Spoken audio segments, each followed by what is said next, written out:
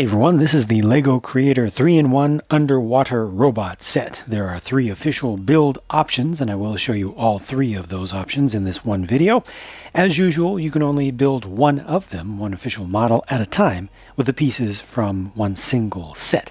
This first option I'll show you right here is the simplest one, uses the fewest pieces, goes together the quickest, the most quickly, and they call it the underwater crane. It's basically a 4-legged worker mech type thing, and it's got a big grabber arm on the front. This can be rotated around different ways. You can open up the claws and close them to grab onto things. I don't know exactly what these are supposed to be. I'm assuming there's probably some suction involved there, or maybe they actually blow water or air through. Looks like they are connected to these tanks back here, interestingly. So the idea is that this thing is down on the seabed and it's looking for treasure, and you try to find it. Give you a little piece of one there, and you can just barely pick it up and then it falls. This doesn't really hold the treasure very well unless I really get it underneath there. Something like that. Yeah, it's the general idea. The top part of this can rotate around. It's on a ratchet turntable there. This is all ball joints here, and then each of the legs can be independently posed forward to back. They can be rotated like so, and they can also be spread out, so it can kind of lean down to one side like that. Now, nice thing here that they've done is allow for the integration of minifigs now, or at least a minifig. This does not come with any minifigs, but if you have any minifigs of your own, well, just put one in the seat. That's how it becomes properly a mech as opposed to an autonomous thing or a drone thing. See, just fits right there. Probably want to have some underwater gear, might be helpful to live, breathe, stuff like that. But this is the general idea. That's exactly why they've left the top of the thing open, so you have enough room to have a helmet on there, or other type of headgear. Let's move on to something a little bit more interesting looking, perhaps. Well, first though, these are the parts that are left over from that build. I mean, it's really too much to fully take stock of, but you can see that there is quite a lot left over for doing some customization if you want, and a lot of these are fairly useful pieces, interesting colors, and this entire canopy, got a couple of major pieces for joints and stuff. There's a lot that you can do with the leftovers here. Oh, for sure. This is way better. Well, way more interesting to me personally, put it that way. It's a submarine, and it can be operated as a remotely operated vehicle, Just imagine that it has a tether, or maybe it's using some other form of communication up to the surface, or maybe it's fully autonomous and would have cameras inside of its cabin space with the big bubble canopy there on the front. And once again, this is compatible with a minifigure. You can just open this up and place one right in there. There's plenty of space. Minifigure not included, especially not me in particular. But it works. It can be done. And this build is respectable for something being built out of parts of another set. It uses quite a few of those pieces.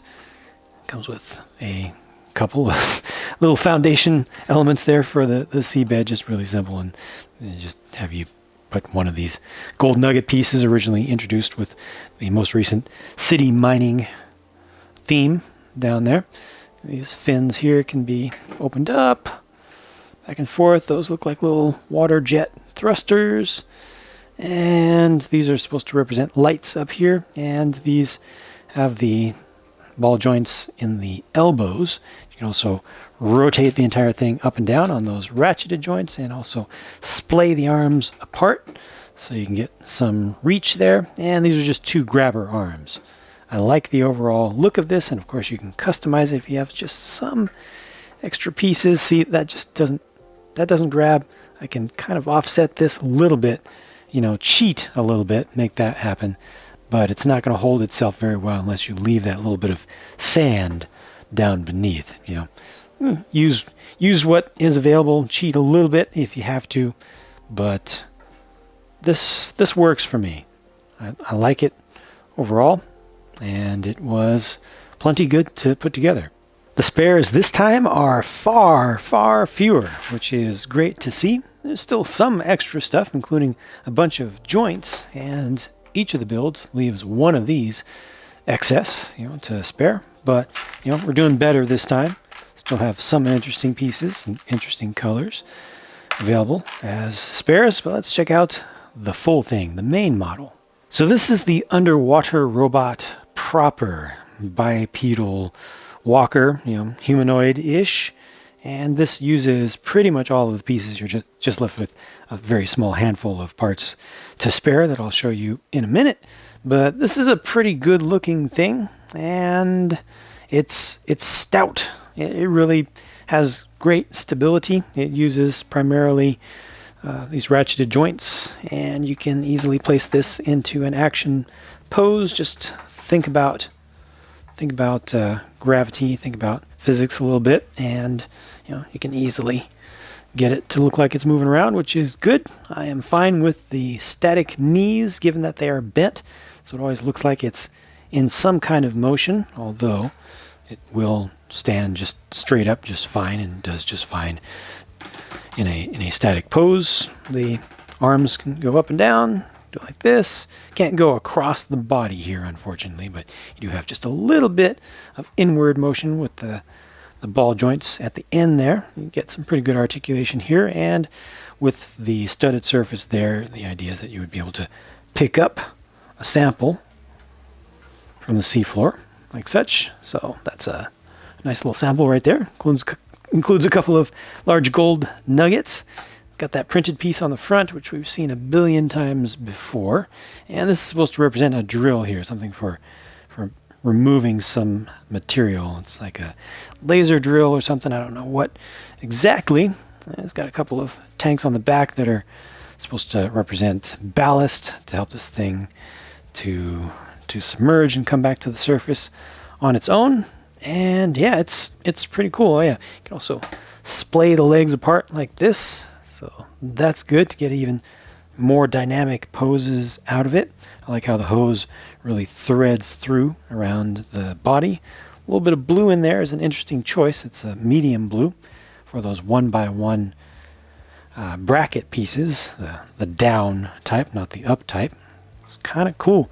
And then it's supposed to be the eye of the robot there. And you can take that out. I think you have to take it out in order to... Oh, where did my minifigure go? I can just sit right there, or whoever can just sit right there. So it can be a mech. Once again, doesn't have to be an autonomous or remotely controlled robot. So that's great. This has a little bit less headroom in there, so maybe some types of headgear won't work with this, but still basic ones will. Normal hair that's not too tall, and also regular helmets that are relatively low profile, but not absolutely everything will fit in this, but I'm fine with that. It's a good look. Kind of looks alien, a little bit retro. Reminds me of War of the Worlds just a little bit for some reason. Maybe a little bit of a Lost in Space original. And then this side build is pretty clever as well. It's just a ray, just to have some additional underwater life, and it's a nice build. Nice use of a small number of pieces. Got that spoiler piece on the front to create interesting shapes for the mouth. The eyes are in roughly the right position. You can adjust the wings so it can fly through the water. Pretty elegant. And it's got a tail back here. There you go. That's just it. Like I said, with the main model, you get very few spares because you actually use them in that main model, but some of these are nice. That is a silver, metallic silver colored, rubbery unicorn horn there, and again, you get a spare flexible hose piece. It's $20 US for a little over 200 pieces. I cannot complain about that price to part ratio unless the finished model, the biggest one in this case, is really small. If a set has a ton of 1x1 plates in it, it can end up not feeling like it has good value, even if the price to part ratio feels good. But here, the overall size of this thing does feel perfectly reasonable for the price. I think the value here is good. I think all three builds are good and worth trying out if they look interesting to you. This one is definitely the least interesting to me personally, but it does leave you with so many pieces left over that, well, it definitely gives you some inspiration to try more stuff there. Both of these I think are really good, and I love the fact that they not only enable but practically encourage you to integrate in a minifigure with each if you want to. You know, it's entirely up to you. But yeah, good stuff. Well done set. Well done with the 3-in-1 concept this time. Good pieces, good builds, and good value. Good. Thank you for watching the video. And if you want to see the build for this, I have two options for all three builds. One video with three builds with music done as speed builds, and one video in real time with no music whatsoever, just the sounds of the parts being pushed together. I will link to both of those on screen right now and talk to you again soon.